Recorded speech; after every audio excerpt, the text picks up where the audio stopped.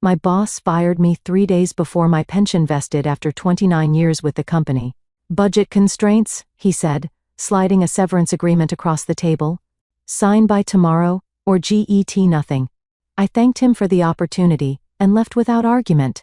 That evening, I made a single phone call. How long have you been with us, Melody? 29 years, is it? David Langston leaned back in his leather chair, his voice eerily casual. That's quite the accomplishment. 29 years and 362 days to be exact, I replied, my stomach nodding as I noticed the manila folder on his desk. In all my years at Grantwell Manufacturing, I'd never been called into a director's office on a Friday afternoon. Something was wrong. I'm Melody Reynolds, 61 years old, and until 5 minutes ago, I was the senior compliance officer at one of St. Paul's largest manufacturing companies. I've spent nearly 3 decades ensuring that Grantwell operated within legal parameters, documenting irregularities, and standing firm when others wanted easy solutions to complex problems. My pension was set to fully vest on Monday, just 3 days away. The milestone I'd worked my entire adult life for was within reach.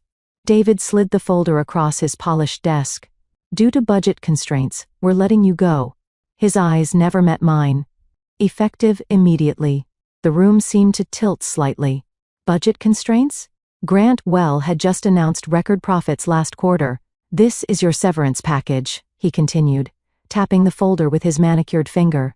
Sign by tomorrow or get nothing. HR will escort you to clean out your desk.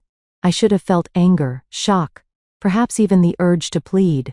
Instead, a strange calm washed over me. This wasn't random. This was calculated. Precisely timed to fall before my pension vested. Thank you for the opportunity, I said quietly, picking up the folder. I didn't open it. David looked surprised by my composure, perhaps expecting tears or protests. But I'd spent my career examining patterns, and this one was clear as day. I stood, smoothed my skirt, and walked out with my dignity intact. Janet from HR hovered awkwardly as I packed my personal items. The photo of my late husband Thomas, the potted plant my daughter had given me when she left for college 15 years ago, and the plaque I'd received for 25 years of service. I didn't take much. Most of what mattered couldn't fit in a cardboard box. I'm so sorry, Melody, Janet whispered, glancing nervously toward the security guard waiting to escort me out. This isn't right. It is what it is, I replied. But inside, I knew better. This wasn't just wrong. It was potentially illegal. For the past 4 years, I'd been meticulously documenting financial irregularities that had accelerated since David joined the company. I'd sent detailed memos up the chain, flagged suspicious patterns, and even presented evidence of backdated reports. All of it had been dismissed, buried, or returned with instructions to focus on more pressing matters. As I walked through the lobby one last time, the security guard awkwardly held the door. Have a good weekend, Mrs. Reynolds, he said, clearly uncomfortable with his role in this charade. I nodded politely. I believe I will. The drive home felt surreal. 29 years of dedication ended with a manila folder and a cardboard box. The April rain tapped against my windshield as I navigated the familiar streets of St. Paul, Minnesota, past the cathedral where Thomas and I had married, beyond the school where our daughter had graduated, toward the modest home I'd maintained on my own since becoming a widow 12 years ago. I thought about the sacrifices I'd made for Grantwell, the missed recitals during those early years when I worked late to earn my promotions, the family. Vacations cut short when compliance emergencies arose, the countless evenings spent reviewing documentation that nobody else had the patience to examine. I'd given the company my prime years, believing in the security that my pension would eventually provide. When I pulled into my driveway, I sat quietly for a moment, allowing myself to feel the weight of what had happened. David Langston had been with the company just 6 months. He'd arrived with a reputation for streamlining operations, which typically meant cutting costs at any price.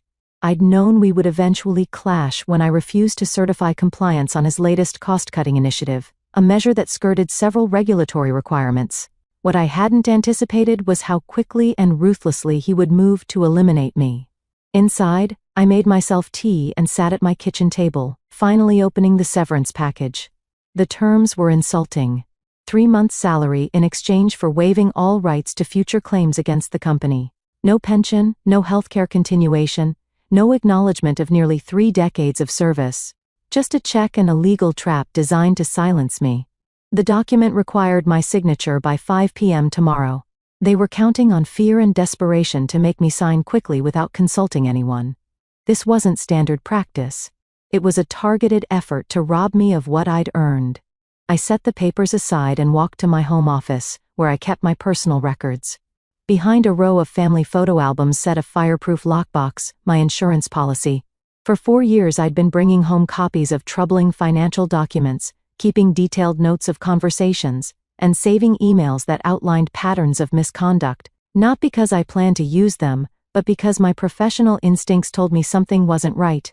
I opened the box and reviewed its contents. Loan applications with falsified data, quarterly reports with manipulated figures, emails instructing staff to backdate quality control certifications. It was all there.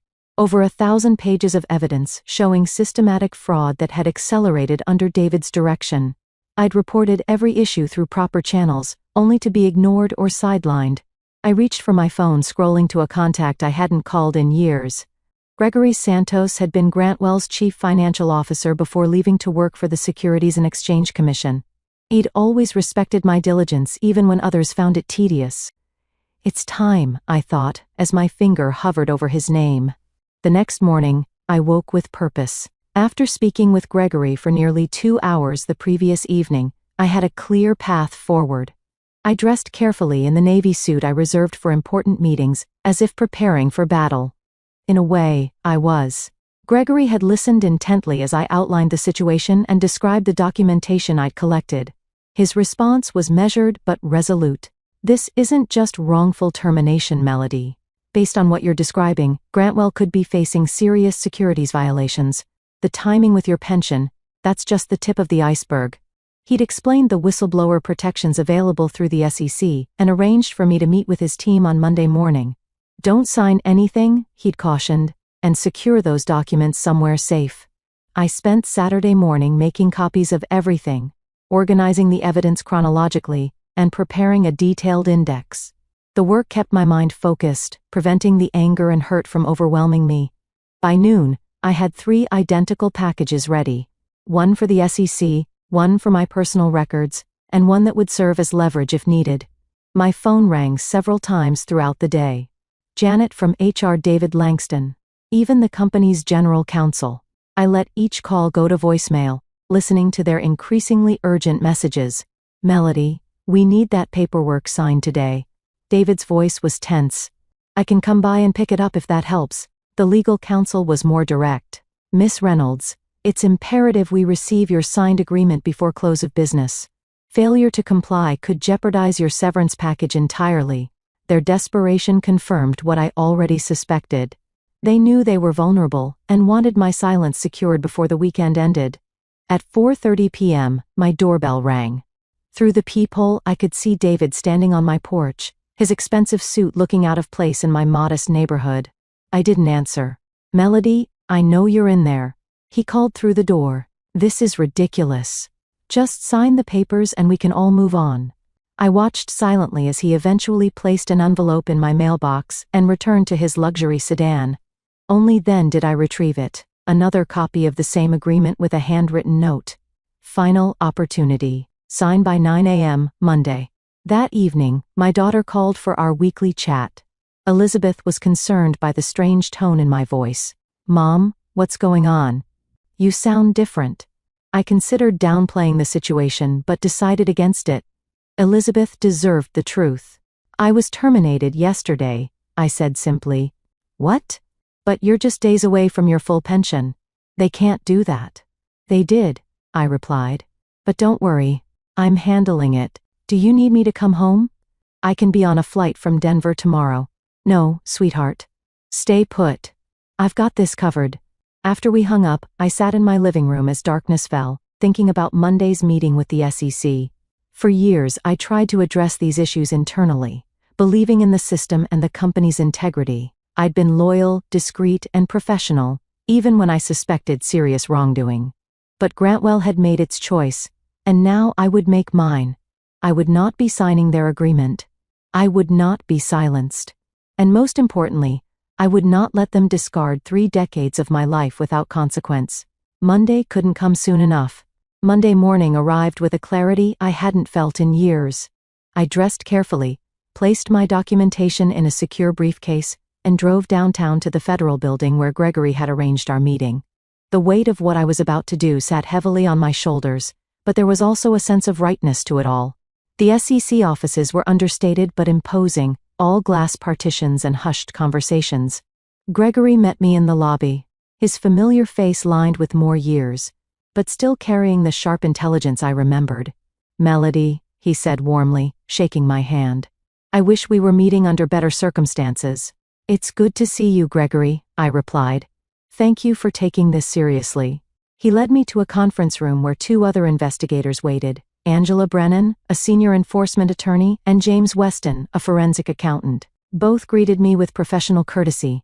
"Mrs. Reynolds," Angela began, "before we start, I want to confirm that you understand the process we're initiating today. Once you share this information with us, an investigation becomes official. There's no turning back." I nodded. "I understand completely." For the next 3 hours, I walked them through my documentation, the irregular financial reporting I'd first noticed 4 years ago when shipments didn't match invoices, the quality control certifications that had been backdated after products had already been shipped, the pattern of revenue manipulation that had intensified in recent quarters, particularly after David Langston's arrival. James examined the financial documents with growing concern. "These discrepancies aren't small," he noted. "The company has been systematically overstating revenues by at least 18% for the past 2 years. That's securities fraud." "And you reported these issues internally?" Angela asked. "Multiple times," I confirmed, showing them copies of my memos and emails. Each time, I was told the issues were being addressed, or that I was misinterpreting the data. When David joined 6 months ago, my concerns started being rerouted to his office where they disappeared entirely. Gregory leaned forward. "And you believe your termination was directly related to these reports?" "Without question. The timing, 3 days before my pension vested, makes it obvious. But more than that, I had recently flagged several major issues with David's latest cost-cutting initiative. He needed me gone before I could escalate further." As our meeting concluded, Angela outlined the next steps. "We'll need your formal statement, then we'll begin our investigation, which typically remains confidential until we determine whether enforcement action is warranted." "How long will that take?" I asked. "It varies," she replied. "But given the documentation you've provided and the clear pattern of misconduct, we may move quickly on this one." I hadn't even returned home when my phone rang. It was Janet from HR, her voice trembling. "Melody, something's happening. The board just called an emergency meeting. David's been locked in his office all morning, and there are rumors about SEC investigators contacting our general counsel." So it had begun faster than I'd anticipated. The SEC must have made immediate contact with Grant Wells's legal team. "I'm not surprised," I said calmly. "Did you?" Janet hesitated. "Melody, did you report something?" "I simply did what I should have done years ago," I replied. "What's happening with my pension paperwork?" "That's why I'm calling. The executive committee is reviewing your termination. They've put everything on hold until further notice." An hour later, my phone rang again. This time, it was William Hargrove, the chairman of the board, a man who had barely acknowledged my existence during our few previous interactions. "Miss Reynolds," he said, his typically confident voice sounding strained. "We seem to have a situation that requires your input. Would you be willing to come to the office tomorrow morning to discuss matters?" "I'm afraid that won't be possible, Mr. Hargrove," I replied. "Any discussions should include my attorney and potentially representatives from the Securities and Exchange Commission. I'm sure you understand." The silence on the other end was profound. Finally, he cleared his throat. "I see. Perhaps we can arrange something more formal then." As I hung up, I felt no satisfaction, only a deep weariness at the necessity of it all. I had never wanted to be a whistleblower. I had only wanted to do my job with integrity and retire with the security I'd earned. But Grantwell had forced my hand, and now we would all face the consequences. My phone continued to ring throughout the evening, colleagues seeking information, executives attempting damage control. I answered none of them. The time for private conversations had passed. Now everything would happen in the light. By Wednesday morning, the storm had fully broken. Local business publications ran headlines about an SEC investigation into Grantwell Manufacturing, sending the company's stock into a tailspin. Financial analysts who had praised David's efficiency measures just weeks ago now questioned the integrity of the company's entire reporting structure. I received a formal letter from Grantwell's legal department withdrawing my termination notice and placing me on administrative leave with full benefits pending an internal review. It was a transparent attempt to mitigate damages coming far too late. At 10 a.m., my attorney Barbara Reynolds, no relation, but the coincidence amused us both, accompanied me to a meeting at Grantwell's headquarters. The same security guard who had escorted me out on Friday now nodded respectfully as we entered. The atmosphere in the building was tense, with employees huddled in whispered conversations that stopped abruptly when we passed. We were shown to the main boardroom, where William Hargrove waited with the company's outside counsel and 3 other board members. David Langston was conspicuously absent. "Thank you for coming, Miss Reynolds," William began, seeming to have aged years in just a few days. "We've initiated a comprehensive internal investigation into the concerns you've raised." Barbara spoke before I could respond. "Let's be clear about something, Mr. Hargrove. Miss Reynolds didn't suddenly raise these concerns after her termination. She documented and reported them repeatedly over a period of 4 years as her job required her to do. The company's decision to ignore those reports and then to terminate her days before her pension vested speaks volumes." William shifted uncomfortably. "Yes. Well, that's part of what we're investigating. I want to personally assure Miss Reynolds that her termination has been rescinded. We consider her an employee in good standing with all benefits intact." "Including my pension?" I asked directly. "Of course," he replied quickly. "In fact, we're prepared to offer you a consulting role after your retirement, which you can begin immediately if you wish. We value your expertise, and my client isn't making any decisions today," Barbara interrupted. "And any discussion about future arrangements should be preceded by a full accounting of how her previous concerns were suppressed." The meeting continued for another hour, with the board members attempting to distance themselves from both David's actions and the financial irregularities I documented. They painted themselves as victims of misinformation, expressing shock and disappointment at the apparent misconduct.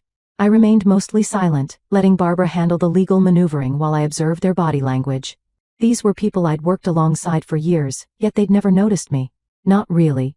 Now they couldn't look away, their expressions a mix of fear and newfound respect.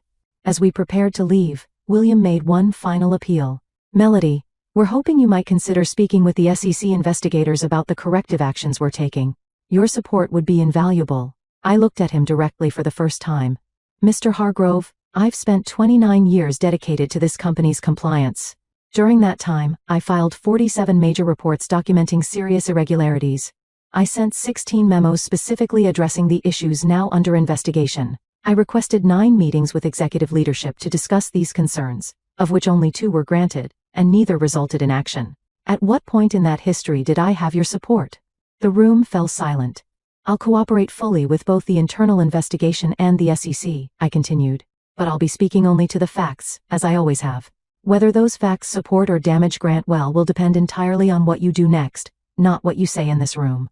As Barbara and I walked out, she whispered, "That was perfectly stated." It wasn't until we reached the parking lot that I allowed myself a deep breath. The adrenaline that had carried me through the confrontation began to fade, leaving me drained but clear-headed. This wasn't victory, not yet. It was merely the beginning of accountability. "What happens now?" I asked Barbara as we stood beside our cars. "Now?" She smiled slightly.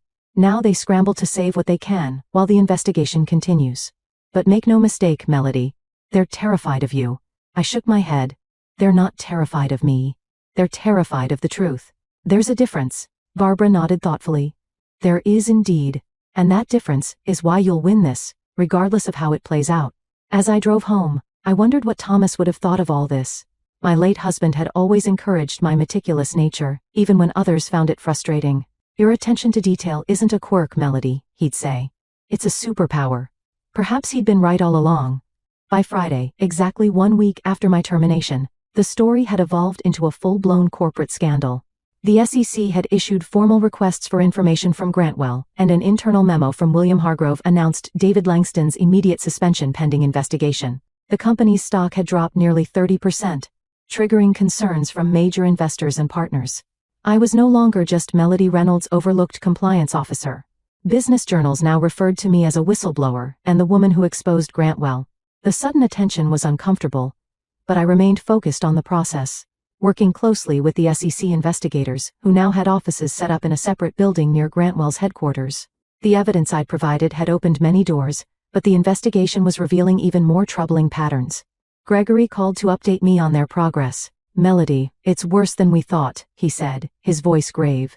"The financial manipulation goes back at least 5 years predating Langston. He accelerated it, but he didn't start it." "I suspected as much," I replied. "There were irregularities I couldn't fully document because I couldn't access certain executive-level reports." "Well, we can access them now," Gregory continued. "And they tell a story of systematic fraud designed to inflate the company's value. The board is claiming ignorance, but at least 3 members had to have known. They signed off on key transactions. This news should have vindicated me, but instead, it left me feeling hollow. The company I dedicated my life to had been corrupted at levels even I hadn't fully comprehended. The people I trusted with my concerns had been actively participating in the very fraud I was reporting." That afternoon, I received a call from Elizabeth. Her voice was tight with anger. "Mom, have you seen the news? They're trying to discredit you."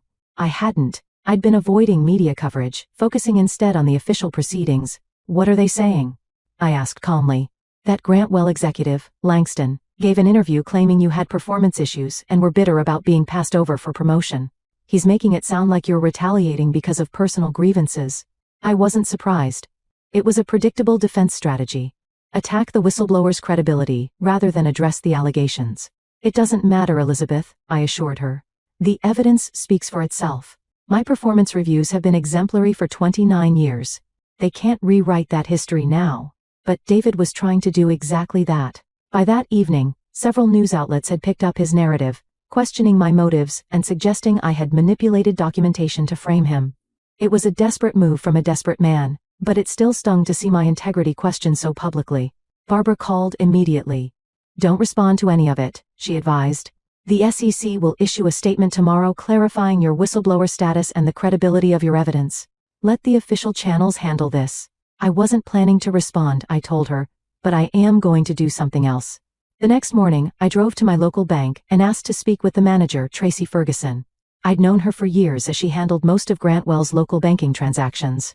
"Melody," she greeted me warmly. "I've been following the news. How are you holding up?" "I'm fine, Tracy, but I need access to my safe deposit box." Inside the private room, I opened the box and removed a sealed envelope I'd placed there 3 years ago. It contained copies of email exchanges between David's predecessor and 2 board members, discussing ways to manage financial appearances during a critical acquisition period. I had found these accidentally while archiving old emails, and something had told me to secure them separately from my other documentation. I hadn't included these in my initial SEC report because they weren't directly related to the current issues. But now, with David attempting to undermine my credibility, they provided crucial context showing that the problematic practices predated my concerns about him specifically. I called Gregory immediately. "I have something you need to see," I told him. "It changes the narrative completely." As I drove to meet him, I felt no satisfaction, only certainty that the full truth would now emerge regardless of who it implicated. The emergency board meeting was called for Monday morning, 10 days after my termination and 7 days after the SEC investigation became public. I wasn't invited, but I didn't need to be there to know what was happening. The additional documentation I'd provided had accelerated the investigation dramatically, implicating not just David, but multiple board members in a years-long pattern of financial manipulation. Gregory called me from outside the meeting room. "It's chaos in there," he reported. "The SEC enforcement team just presented their preliminary findings. 3 board members have resigned on the spot. David is trying to claim he was following established practices, but no one's buying it anymore." By noon, Grantwell issued a press release announcing a leadership restructuring and full cooperation with regulatory authorities. The carefully worded statement confirmed the resignation of 4 board members, including William Hargrove, and the termination of David Langston for cause. The company's stock, already battered, dropped another 12%. That afternoon, my phone rang. It was Janet from HR again. "Melody, the interim CEO wants to meet with you. Tomorrow, if possible." The interim CEO was Patricia Donovan, the former chief operating officer who had always treated me with professional respect, if not warmth. I agreed to the meeting but insisted it take place at my attorney's office. When Patricia arrived the next day, she looked exhausted but determined. "Melody, I won't waste time with pleasantries," she began. "The company is in crisis, and you're at the center of it. Not because you did anything wrong, but because you were the only one who consistently did what was right." She slid a folder across the table, eerily similar to the termination paperwork David had presented just 11 days earlier. "This officially rescinds your termination, reinstates your employment retroactively, and confirms your full pension vesting," she explained. "It also includes an additional compensation package recognizing the difficulties you've experienced." I opened the folder. The compensation package included a sum equal to 5 years of my salary, full healthcare coverage for life, and a formal apology from the board.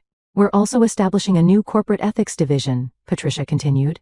"We'd like you to help design it as a consultant after your retirement. Your experience is invaluable." I closed the folder without commenting on the offer. "And David Langston? The board members involved?" Patricia's expression hardened. "Criminal charges are expected. The company will not be defending them." Justice, it seemed, had finally arrived at Grantwell Manufacturing.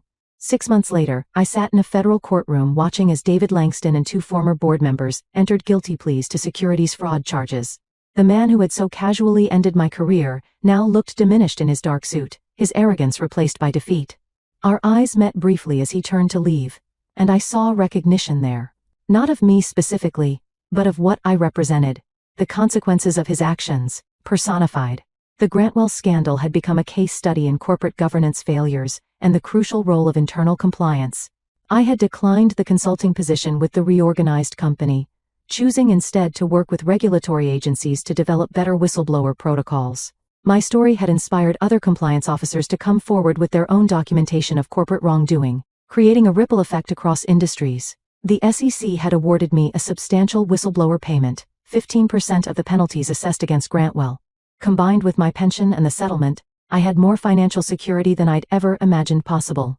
I'd established a scholarship fund for women pursuing careers in corporate ethics and compliance, naming it after Thomas. Elizabeth had relocated to St. Paul to be closer to me, bringing my 2 grandchildren with her.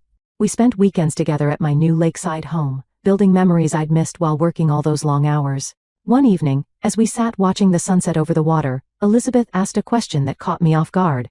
"Mom, do you regret staying at Grantwell all those years given how it ended?"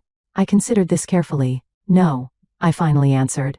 "I regret that it was necessary to expose them, but I don't regret my work there. Integrity isn't just about being honest when it's easy. It's about maintaining your principles even when, especially when, it costs you something." Elizabeth nodded thoughtfully. "You taught me that, not with words but by example." That, I realized, was perhaps the most meaningful outcome of all.